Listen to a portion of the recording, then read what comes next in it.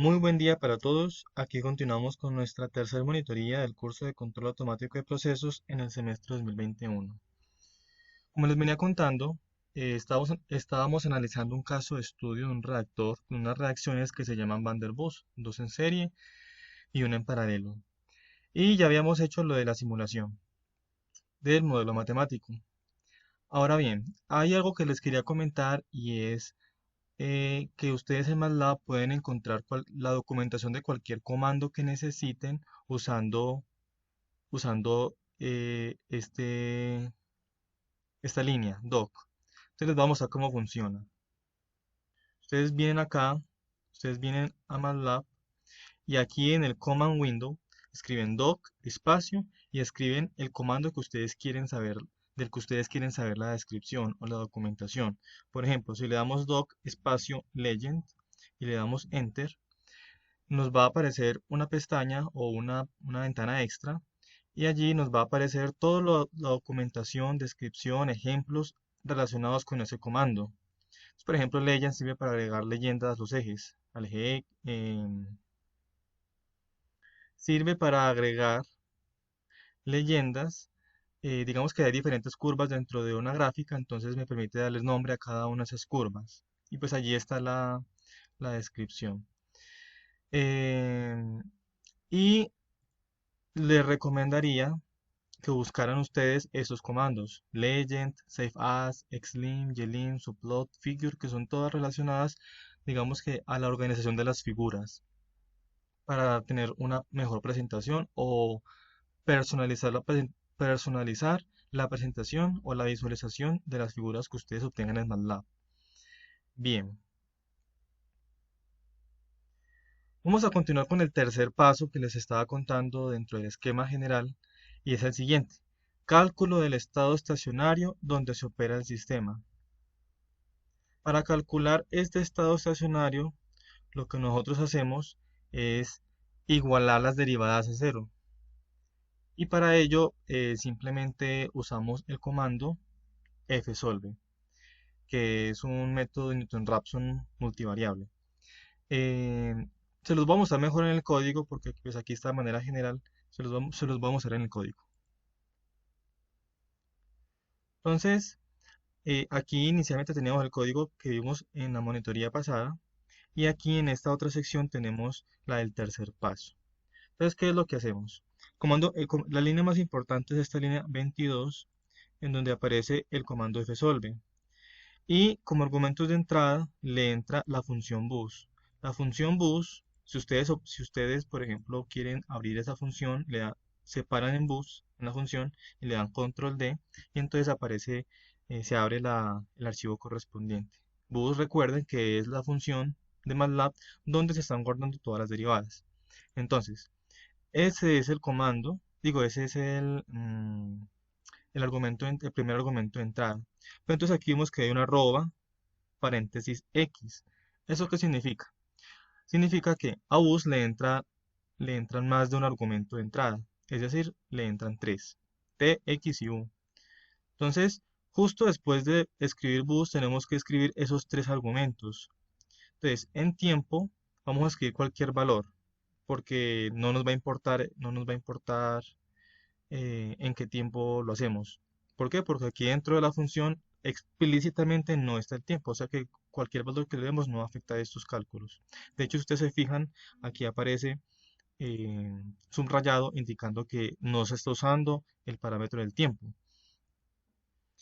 X significa la variable que el fsolve va a usar para encontrar, digamos que él va a variar el X, el vector X, de tal forma que estas derivadas que están aquí se hagan cero.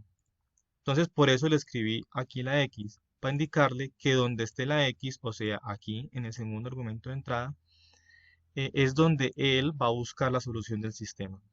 Y U es un vector, es el mismo vector de las entradas nominales que habíamos definido previamente. Acá está el X0, que significa los estimados iniciales a partir del cual va a arrancar a iterar para encontrar la solución. Y hay unas opciones. Estas opciones corresponden, digamos que a características que yo pueda modificar de cómo voy a encontrar esa solución. Por ejemplo, para yo configurar estas opciones, yo uso el comando OptimOptions, en donde el primer argumento es decirle cuál es el método que voy a modificar. En este caso es el fsolve. En el fsolve entonces vamos a utilizar un algoritmo que se va a llamar Levenberg-Marquardt. Si ustedes quieren saber qué otros algoritmos tiene, entonces ustedes van aquí, escriben doc y escriben fsolve. Entonces allí en la documentación les va a aparecer todos los algoritmos que pueden estar incluidos en el fsolve. Bien, voy a hacer énfasis en algo de acá. ¿Quién es X? Recuerden quién es X. X es el vector de estados, que en nuestro caso es la concentración de A y la concentración de B. Es decir, que el fsolve va a buscar los valores de la concentración de A y de la concentración de B que hagan que esta derivada sea cero. ¿Qué significa cuando una derivada es cero? Significa que si yo miro un perfil, el perfil es horizontal, es decir, la derivada es cero. ¿Qué quiero decir con esto? Que ha llegado al estado estable, que partió de un punto original y llegó a ese estado estable. Entonces, por eso es que igualamos las derivadas a cero. Entonces, esta parte de acá es una forma de encontrar el estado estable, o estado pues estacionario, más bien, digámoslo, estado estacionario.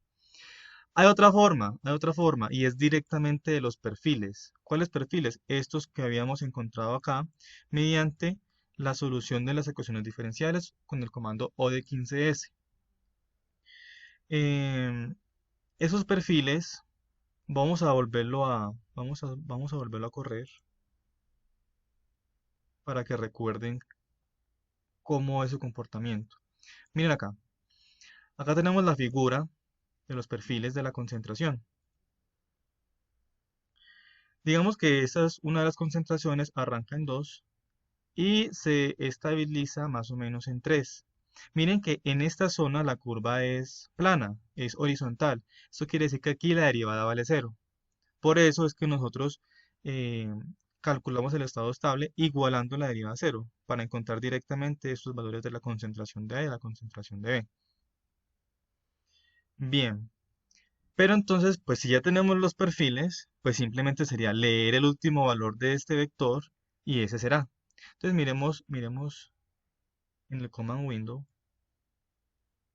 esos dos ejemplos. Voy a escribir CLS para borrar, que me quede limpio. Y miremos acá. Aquí guardé el estado estacionario encontrado mediante el fsolve. Pues ahí está, 3 y 1.117. Ahora miremos el estado estacionario encontrado usando la última, digamos, los últimos valores de los perfiles. Entonces vemos que son exactamente los mismos, 3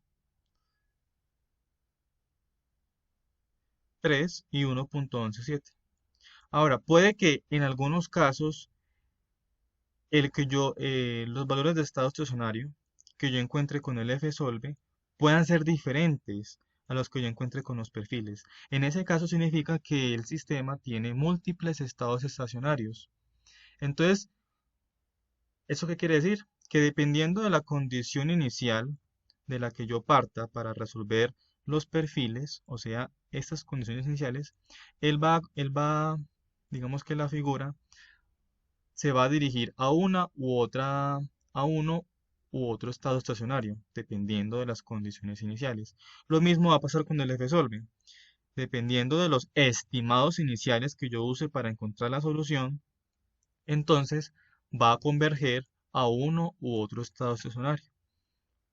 Bien, eso en el caso de que el sistema contuviese múltiples estados estacionarios.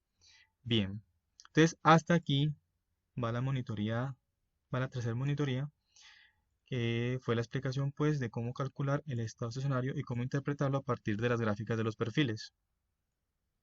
Recuerden que si tienen alguna duda o una sugerencia para mejorar estos videos, por favor escriben en los comentarios. Muchas gracias. Nos vemos en el próximo video.